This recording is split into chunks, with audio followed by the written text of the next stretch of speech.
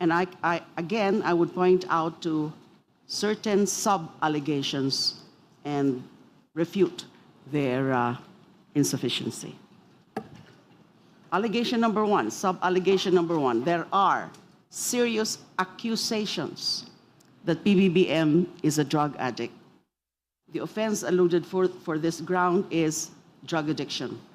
Stating that there are accusations do not constitute factual allegations of the addiction. This ground presupposes that because PBBM is an addict or an alleged addict, he is unfit to be president. However, unfitness per se is not a ground for impeachment. And even when considered as constituting basis for betrayal of public trust, the statements in this ground do not sufficiently establish allegations on how specific presidential acts were impaired by PBBM's addiction, assuming the addiction to be true. Second sub-allegation, Senator Amy, the sister, admitted or alleged or announced that PBBM is a drug addict.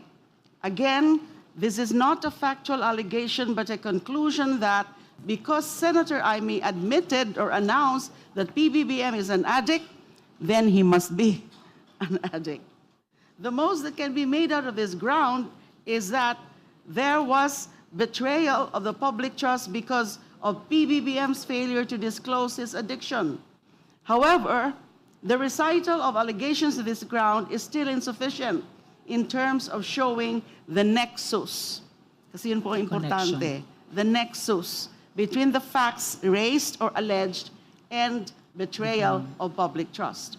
Public accusations of PBBM's addiction, Senator Imy's claim of PBBM's addiction, PBBM's refusal to submit to a drug test, and his silence on accusations of being an addict still do not constitute the factual allegations necessary to satisfy the legal exercise in the formulation of causes of action that, assuming that they were all true, they establish betrayal of trust.